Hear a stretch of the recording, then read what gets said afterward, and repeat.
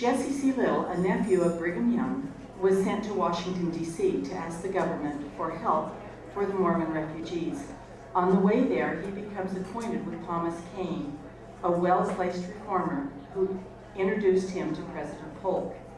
Little says, I visited Polk, who said he had no prejudice against the Mormons and was willing to do us all the good that was in his power. He had full confidence in me from information he had received. President Polk had campaigned on obtaining the Oregon Territory. His slogan was 54-40 or fight. If the Mormons go west as subjects of England, this will throw the Oregon Territory to English rule. In Little's letter of June 1st, 1846, he threatens to get help for the refugees from a foreign power. Little says, we have about 40,000 saints in the British Isles, all determined to gather to this place, and there are yet many thousands scattered throughout the states who are determined to go as soon as possible. They, as well as myself, are true-hearted Americans, true to our country, true to the laws, and true to the glorious institutions, and we have a desire to go under the outstretched wings of the American eagle. We would disdain to receive assistance from a foreign power, although it should be offered. Unless our government turns us off in this great crisis and will not help us and compel us to be foreigners, unquote. Oregon at this time has a shared sovereignty between the U.S. and England. The one who settles it first gets it. 4 years later, in the 1850 census of Oregon, there are 12,000 people. In the Utah census, 11,380. So it really could have shifted the power.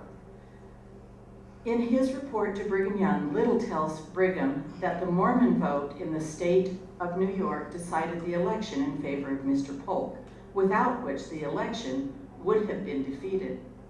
I wonder if that's true. I don't know. It was because of the Mormons in Iowa that Iowa had enough population to become a state in 1846. So Polk is motivated to throw the Mormons a bone, to keep them happy with the United States. Most military units are state or territorial sponsored. Units, however, a presidential order by Polk created the battalion as a national unit. It is still the only military unit in U.S. history that took a religious affiliation to be a member. So who are these religious refugees? Thomas Paine described them at a recruitment ball. If anything told the Mormons had been bred to other lives, it was the appearance of the women. Although their ears were pierced and bore the loop marks of rejected penance, the women were without earrings, finger rings, chains, or brooches. Except such ornaments, however, they lacked nothing most becoming the attire of a decorous woman. Okay, going with our battalion, there are 20 laundresses, which is standard for a battalion. There are also a dozen or so extra women and 44 children tagging along. We'll talk about the women in groups. Group 1, there are 5 women who left Santa Fe with the battalion. Melissa Correa said, one of the hardest parts of the journey was the starting. I had to leave my mother and father. She's been married for a couple of weeks. I never saw my parents again. When asked about being thirsty, she said, that only gets worse when you think about it. She learned to carry a pebble in her mouth, causing the saliva to flow more freely and lessen her thirst. My grandparents taught me that trick. Melissa was well thought of. She is the matron of the military hospital in San Diego. This is the pay voucher showing her being paid $12 for 2 months of work. Melissa Correa Kimball spent the rest of her life in Utah. She bore William Correa 2 children. After his death, she married William Kimball. 7 children were born to that union. She was honored in 1897, on Jubilee Day in Utah, riding in the carriage in that procession. Melissa Burton Correa was the only woman with the returning company of about 45 men. This company constructed a wagon road over Carson Pass, which was later used by many traveling to and from the California goldfields. They left Pleasant Valley near Placerville and crossed the Sierra to Carson Valley. This is the view from her peak, one of only 2 California peaks named for women, both of which happen to be Mormon. Our next woman is Susan Moses. She cared for the children of Daniel C. and Sepharona Davis during the exodus from Nauvoo to the Iowa Territory. After Sepharona's death, Susan married Daniel and accompanied him on the Mormon Battalion march as a laundress in Company E. Upon reaching a dry well, the battalion dug a second well. This one kept filling with quicksand. The company, desperate for water, asked for Susan's bathtub. Susan declined. I would too. Thereupon, Lieutenant Colonel Cook commandeered the bathtub and ordered holes placed in the bottom. This did not work, so the bottom was knocked out. This still did not work, but now Susan has no bathtub. Her husband, Daniel C. Davis, carried this leather bullet pouch as captain of Company E. Susan resided with her husband in Farmington, Utah until 1850, when they began a journey to the east on business. Daniel died of cholera near Fort Kearney, whatever. After burying her husband, she and 2 children continued east. Here is Susan Davis's application for Daniel's bounty land. Daniel was entitled to 200 acres of ground based on his service of 1 year and re-enlistment of 8 months. Susan Davis never returned to Utah. Phoebe was the widow of George Palmer and mother of 7 when she married Ebenezer Brown in 1842.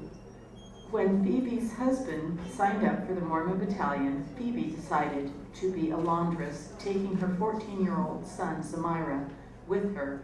He served as an aide to Lieutenant Colonel James Allen. In addition to her laundress duties, Phoebe cooked for the officers. She would intentionally burn the bread so that she could cut the crust off and feed it to Samira. He loved it. On the return trip, Phoebe rode a mule by the name of Guinea. When the family arrived in the Salt Lake Valley in 1849, Phoebe found her other children had arrived a week before. She reared not only her own family, but 2 others as well.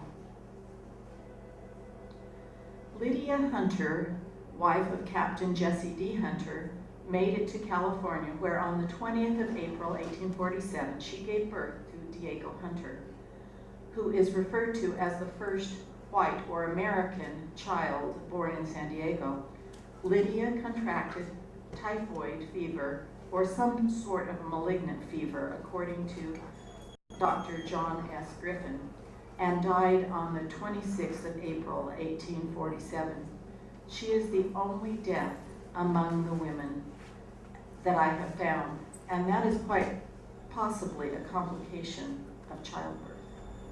So the women did fairly well.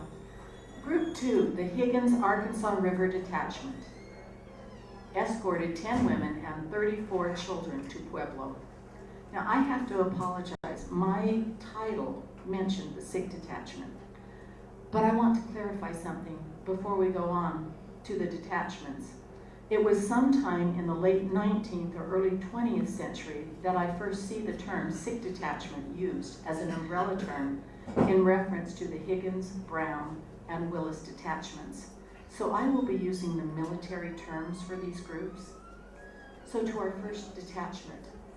The battalion, with all of the women and children, arrived at the Arkansas River, where Abner Blackburn relates, "We were very much disappointed, as we expected to see a large stream of water with steamboats running on it, and as they passed through a thickly timbered country.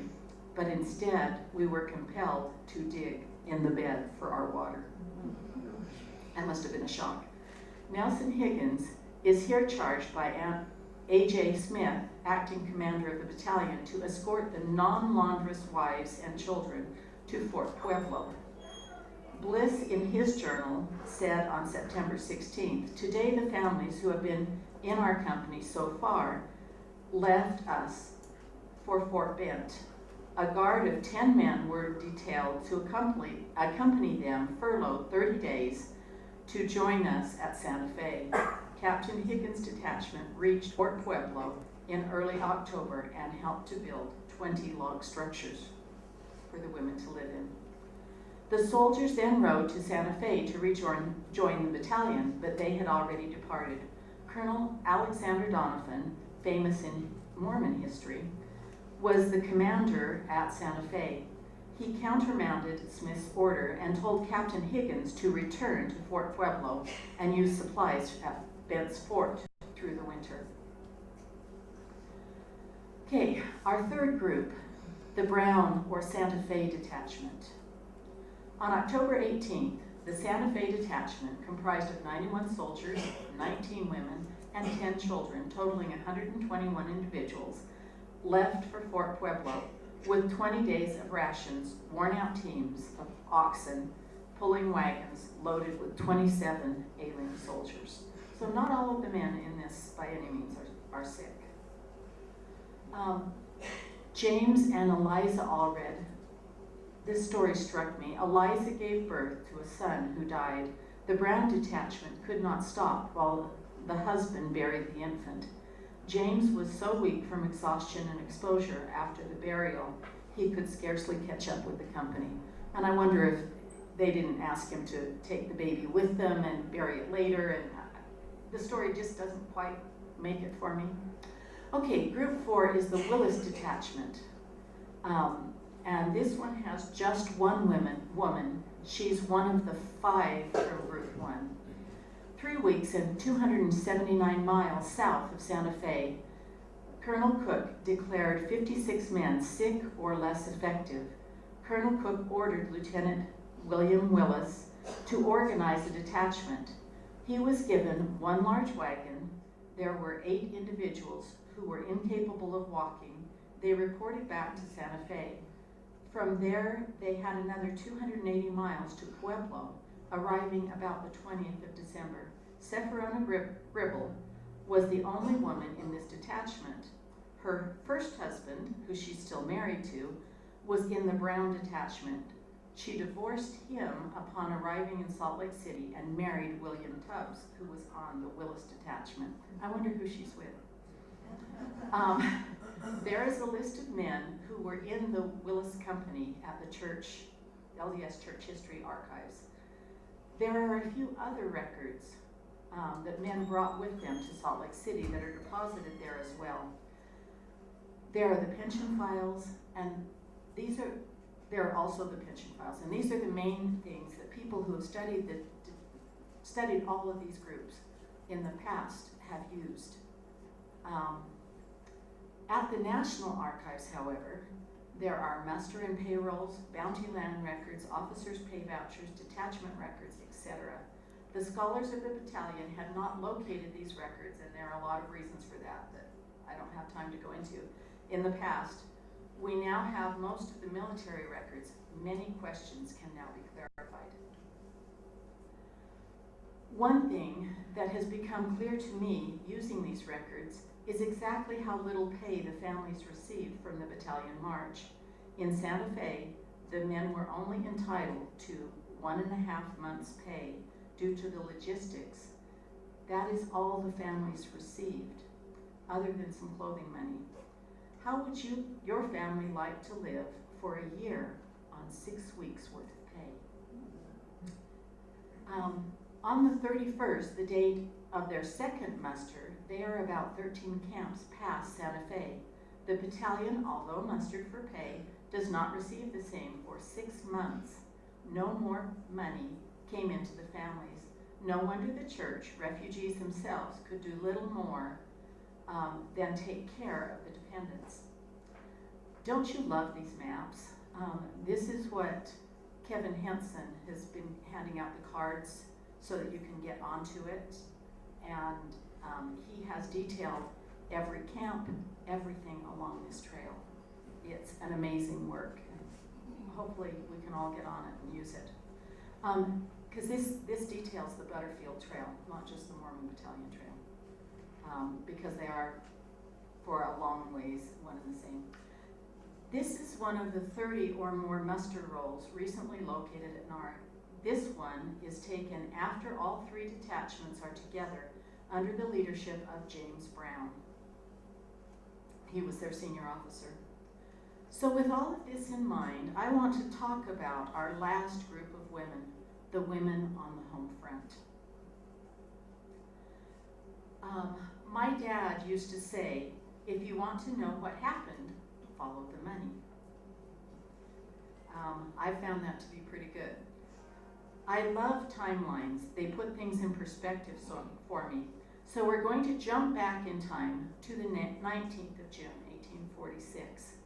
Thomas Kane takes a dispatch from the Secretary of War, Marcy, to Colonel Kearney at Fort Leavenworth, who writes orders to James Allen to organize 4 or 5 companies of men with 4 laundresses per company out of the exiled Mormons. Under that direction from President Polk, Colonel S.W. Kearney sends James Allen to Mount Pisgah in central Iowa to recruit among the Mormon refugees. This is a painting of the Saints' Encampment by George Simmons, a contemporary artist. Now, I don't know what year this is from, but I'm sure the camps weren't a whole lot different. On the 26th of June, Lieutenant Colonel James Allen of the 1st Dragoons arrives at Mount Pisgah and describes a circular which says, or distributes a circular which says, I have come among you, instructed by Colonel S.W. Kearney of the U.S. Army to visit the Mormon camps and accept the service of 4 or 5 companies to go to Santa Fe, then to California. No one volunteered. When Brigham Young asked, the men started to volunteer. On the 13th of July, a recruitment dance was held at the Bowery. Then on the 14th, the men started officially signing up. That same day, Thomas Kane has arrived at Council Bluffs, and this is a sketch by him of the enlistment site.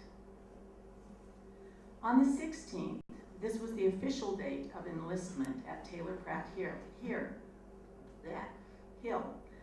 So how did the men feel about being enlisted? This is a letter from Henry Wilcox. He reports, we had a call from the president to go to Mexico. This came hard to me, I'll assure you, after being drove from city to city and from land to land, and then for them to have the audacity to come out and call us after being obliged to leave Nauvoo in order to keep the peace, and our families on the open prairie, to call on us to go and fight for a land that had utterly rejected us. It was a hard case. On the 17th of July, 18 bishops are called to shepherd the men's families.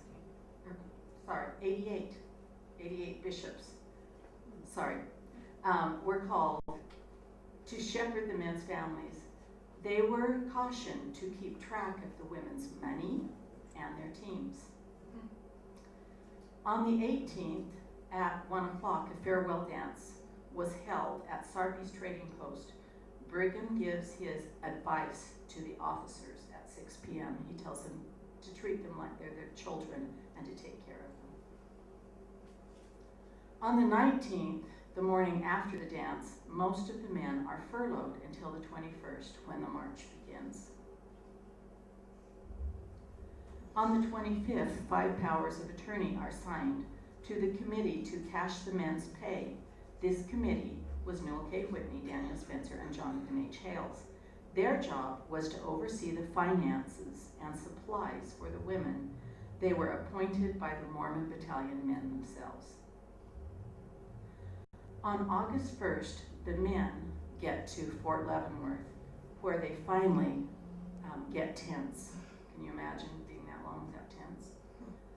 On the 4th of August, Adjutant Dyke says, "We shall draw tomorrow morning $42 per man due for clothing for the year of 1846, but the most of this will be due Sarpy for the goods received."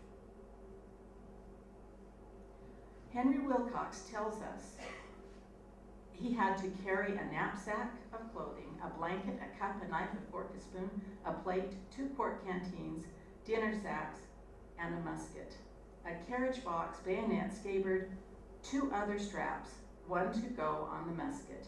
He says, "When I get all this on, I am worse fixed up than any horse. I shall not need any other breastwork to defend me." This is one of 5 clothing rolls. This is for Company C.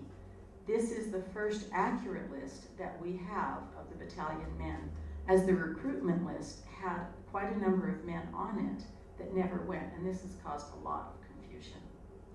On the 6th, John Taylor, a church leader, collected money at Fort Leavenworth for the families and made the following list. It details exactly who's getting the money and how much they're getting. Again, 5 lists, 1 per company, and then others for donations to the 12, as well as some of the missionaries who are there. On the 7th, Arnold Stevens wrote to his wife Lois, "I have bought you 20 yards of calico at 20 cents per yard, 1 pound of tea, 3 pair of shoes, 2 yards of James." Calico in St. Louis is 5 cents a yard. He just spent 20 cents a yard on it. In this letter, he also said, "I took up $10 at Sarpy and I had but $32 coming to me, of which I have sent you 25.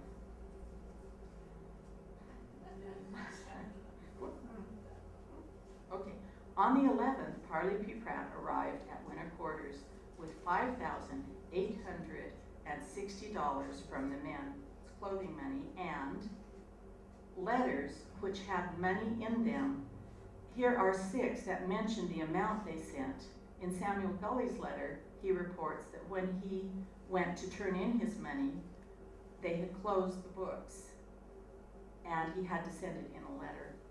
Henry Wilcox says, "I have just received $40. I have let my family have 25 to help them off." George Taggart writes to his wife, "I shall send you by the bearer of this letter $20 in money, which I think you must need by this time." In her autobiography, she mentions the money that come in other ways, but not that many. However, she does not know receiving this money, the money that comes later from the council system, she does receive. Here are her entries in the Camp Creek record book. Note her signature. In both the Army of Israel and the Mormons on the Missouri, the author tells the story of Fanny Taggart, as an example of how Brigham mistreated the women. When I locate things like that, I like to run them down to their source. I found in Fanny's autobiography, she reports, "I immediately looked up Brother Brigham. He told me to look for some of my acquaintances to get in with them until I could get a house for myself. My husband had written stating that some provision would be made for the families of the men. This kept my hopes up on the way." Let's see. Sorry, I lost my place. Okay. This had kept my hopes up on the way. The answer I received from Brigham made me feel like bursting into tears. To hide them, I quickly turned away. That's where those stories fade out. She goes on to say, "I walked a few steps and looked up to see a woman standing in the doorway of a tent. I wiped my tears and asked if she could direct me to Brother Asa Davis. She showed me his house and I was given accommodations such as they had." Now, doesn't that sound like she was taken care of? But, if you tell half the story, you can get the result that you want.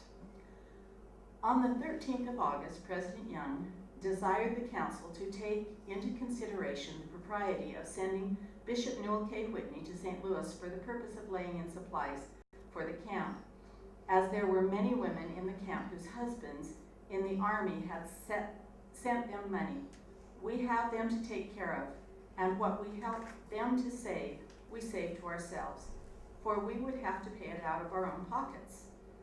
If they lay their money here, they will pay 3 prices for what they get. The next day, Brigham writes to the council bluffs. Among other things, he says, "Let everyone distinctly understand that the Mormon Battalion, as organized from our camp, is to allay the prejudice of the people, prove our loyalty to the government of the United States." Here's a story problem for you. If Brigham has 11,000 people in exile, with a daily ration of 1 pound of flour for each, and upriver prices are $10 per 200-pound barrel of flour, as they are reported to be, that's $550 a day for flour alone. But for the same barrel of wheat at Missouri prices, it's 85 cents or $46.75 per day. Now, are you going to let the women buy their grain at $10 a barrel? On the 17th of October, the battalion is in Santa Fe, and from here, William S. Muir writes, "I sent $40 to my wife Janet while at the Fort Leavenworth that I think will help some of the poor as well as her to Brad. Now I send the sum of $32 to you for the purpose of bringing my wife and child with you in the spring of '47. Unfortunately, he had to go and get his wife. By the 18th of August, the High Council sends a letter back to Brigham listing the 57 families that are not willing to send their money, with a plea for Brigham to come and explain how the system works to them. The records show that these families had received about $1,000.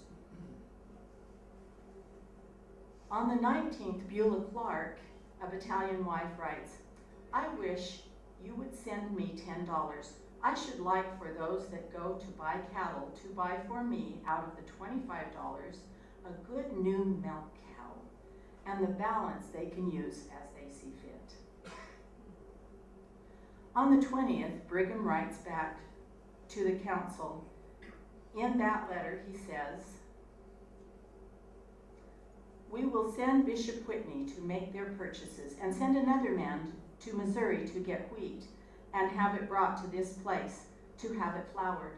By this process, everyone could get as much and much more than they could have to purchase here, and 1,000 things wanted that they otherwise could not get."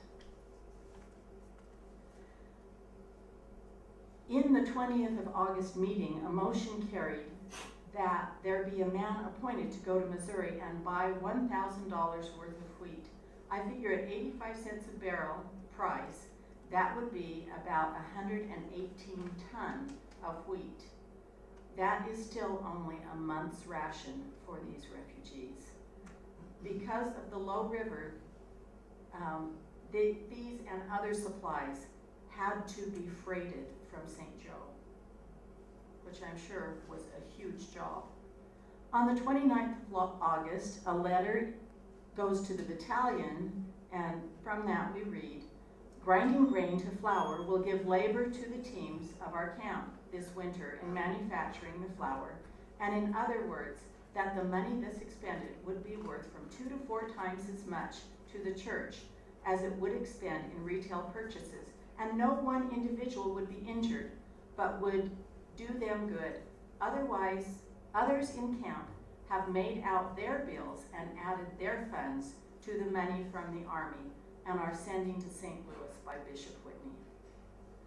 On the 7th of September, Mary Ann Compton, whose family was burned out of Illinois by a mob while getting away, was with just the clothes on her back, in a letter to her husband, Alan, tells him how the process worked. The money is in the hands of the 12, and they are going to send down the river. I have talked to Brother Brigham. He says that articles can be bought there cheaper than I can have them brought here by myself. And the church are generally sending in this way. And each one sent a bill of such articles as they want. At upriver prices, the $30 sent her would buy 2 barrels of flour, 15 yards of calico, and 3 pairs of boots. However, at St. Louis and Missouri prices, she could afford everything that she wanted. A bolt of cotton fabric, 25 pounds of coffee, 5 pairs of shoes, 8 yards of blue drilling, 6 yards of Jane's, 12 yards of Lindsay, 4 barrels of flour, 1 cow, and 15 yards of calico. Where would you want your women outfitting? The committee, Jonathan H. Hales, Newell K. Whitney, accompanied by John Van Cott, went to St. Louis. How would you like to go shopping for the supplies for 400 families for a whole year? That's a challenge. The 15th of November, the Council of the 12, the governing body of the church, sent a letter to C.C. Rich at Mount Pisgah, saying, "We have received Sister Amity Johnson's letter, and you can say to her that when the goods arrive, her request will be attended to. The goods are expected in about a week or 10 days. On the list of money that came from the battalion, we see that she received $24. And there's a note there saying that they paid it." Sister B.L. Buell writes, "I am at winter quarters. We have plenty to eat. Winter quarters is a city of log huts, but we're comfortable." On the 29th of December, she writes, "Bishop Whitney went to St. Louis and got groceries mostly for those that their husbands were gone in the army." In the letter from Willard Richards to Thomas Kane, we read, Willard Richards is one of the leaders of the church. We read, "Now, if the government is satisfied enough with our loyalty to design us a favor, let the discharge of the Pueblo detachment be ordered. Let the battalion at El Paso," wait a minute, how'd they get there? "Be returned to this same point and discharged in like manner," unquote. They had word that the El Paso was the battalion was wintering in El Paso. And quote, "And it will forward our emigration 100% the coming year, for we can then raise grain sufficient to say to all, 'Come on, bring yourselves and we will feed you.'" Obviously that didn't happen. On the 28th of March, Thomas L. Kane writes to the Secretary of War to ask for this same favor. If the men had been released in this way, wouldn't that have made a huge difference for these women who were without their men? Unfortunately, the bulk of the Mormon Battalion has already been in California for 3 months, integrating, making friends, building forts, and raising a flag. As a matter of fact, the Californios, as the Mexicans in LA are called, it's reported, cheered when the U.S. flag was raised by the battalion boys over Fort Moore on the 4th of July in 1847. Now, I'm sure some people would disagree with that. Some people think it's true. I don't know. Okay, my conclusion from the study into these women is of the women who went with the battalion on the march to California, as well as those who were accompanied the detachments, I have found evidence that they were treated well by the military. The women who were left in the mid-Missouri Valley were provided for by the exiled Mormons, and the records show that at least most of those women did receive their money from Brigham. While the 1847 companies were not able to bring all of the families with them, how many they did bring will be determined in due time. As the women only had part of the men's clothing money and that 6 weeks worth of pay, it's not real surprising that they weren't able to do more for them. How did the military treat the men of the Mormon Battalion? They got the same rate of pay, clothing, bounty land, pensions.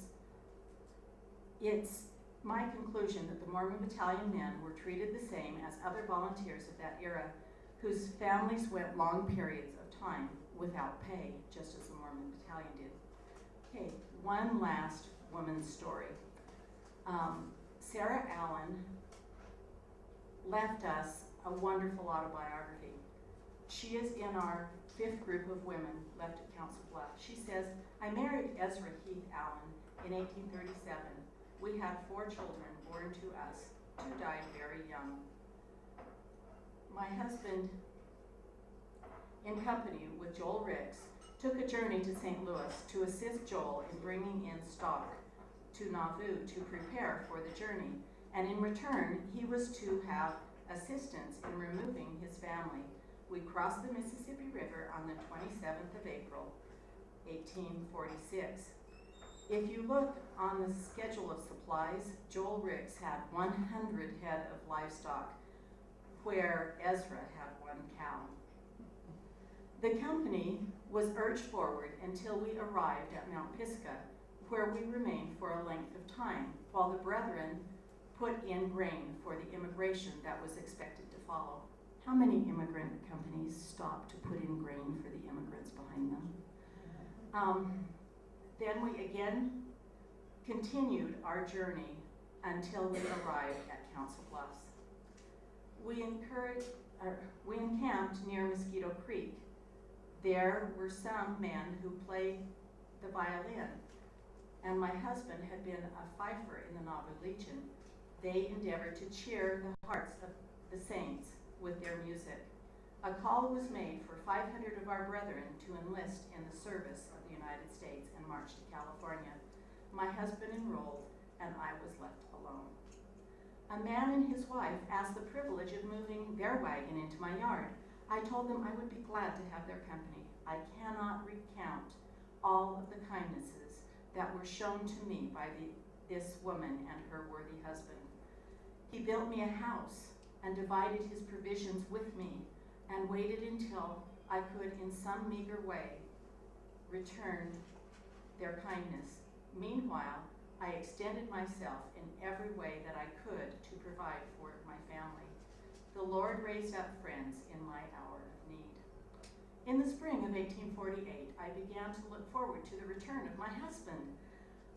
The Lord had blessed my efforts to provide for my family, and the brethren and sisters had been kind to me, but a long journey lay before me, and I looked forward to the time when his strong arms would lift the burdens of care from my shoulders.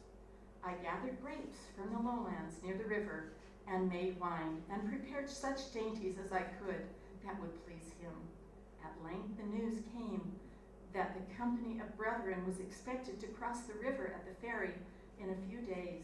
I felt anxious to go to the ferry to meet him, but circumstances would not permit. So I remained at home, waiting, watching, listening to the sound of every foot that approached my door. After several days, word was brought to me that some of the brethren had arrived home, and that my husband, with 2 others of the brethren, had been killed by Indians in the California mountains. 3 men had volunteered to travel in advance of the company to prepare the road and had been murdered, and that's at Tragedy Springs, by Indians. I learned that a purse containing about $120 in gold dust had been found belonging to my husband, and it was being brought to me. Thus were my hopes and expectation blasted in a moment. She later married Joel Ricks. This frequently happened, that an affluent friend of the family would marry, you could marry as many women as you wanted, so would marry the woman and take care of her. They named their first child Ezra. Ezra had located enough gold to be equal to a year and a half's pay. Sarah outfitted her family for the trip to Zion and had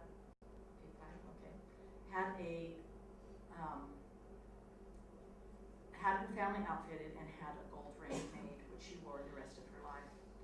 I hope you have a feel for the story of the battalion and the women affected by it.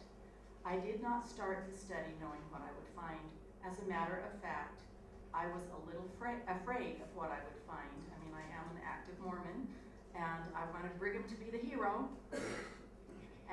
but he's been portrayed as the tyrant going around and stealing from the battalion wives and the widows. And there have been some who suggested that. I did let the real-time documents, I mean, you saw how much I was quoting from these people, tell me what really happened. Am I done studying this? No, not by a long shot. I'm sure I'll find other things. Just an afterthought, here is a program that has helped me in my research. This is a screenshot from the tool I'm using to be able to locate all of these documents. It's called Kindex. But I have quite a number of people who are helping me to transcribe documents using this tool. So if you are interested in transcribing, let me know. So that's the end of my presentation. I have a couple of minutes for questions. Okay, so that's good. Yes? Did the 6 detachments, did they use the mountain route to the Santa Fe Trail to go to Fort Prelude? And how long were they there before going west? Okay, they were there until in the spring. Okay, she's wondering about the SIG detachments. How did they get there? They got there, Brown's detachment went back up to Bent's Fort and then over, and the Willis detachment went up on the mountain route. And the Higgins detachment comes over to Bent's Fort from the Arkansas. So they each had their own, and if you go to Kevin's maps, you will find them detailed very clearly on those. So, any other questions? Yes?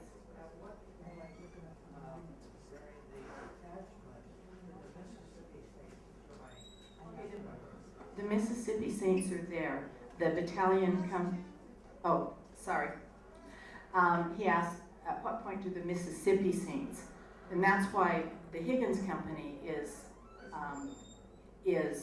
detached, is because they found that there's a group of Mormons who are wintering at El Paso, or no, not El Paso, at Pueblo. And so they are already there, and some of them have gone to try to talk to Brigham, and they run into the battalion as they're marching down. And that's where Smith gets the idea that, I've got way too many women and children here. I don't know what Allen was thinking. This is too hard of a march for women and children. So he sends a bunch of them off. So, yes. Where was the 4th of July flag raised? Okay, that is right downtown in LA. There is a retaining wall that's 300 feet long at Fort Moore. Fort Moore was up on the hill. Actually, Fort Moore was above because that was used as a place to get fill. And so Fort Moore was actually up above and over the street, and So yeah, it's in LA at Fort Moore. And if you put Fort Moore into Google, there's quite a bit there. Okay. Yes? I have an announcement. If you haven't bought your raffle tickets, I will be available. Okay. She has an announcement on the raffle tickets. Go buy them. Yes. Yes, Kindex. I can give you my email as well. Yes. All this was happening. Had Mormons settled in Salt Lake, or was this Oh, all no. happening in Council Bluffs? They're in Council Bluffs. This is 1846. Were the Mormons in Salt Lake, or are they still in Council Bluffs? And they're in Council Bluffs and across the river in winter quarters.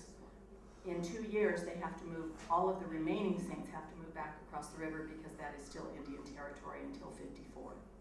So, okay, I think we probably need to get you in prayer.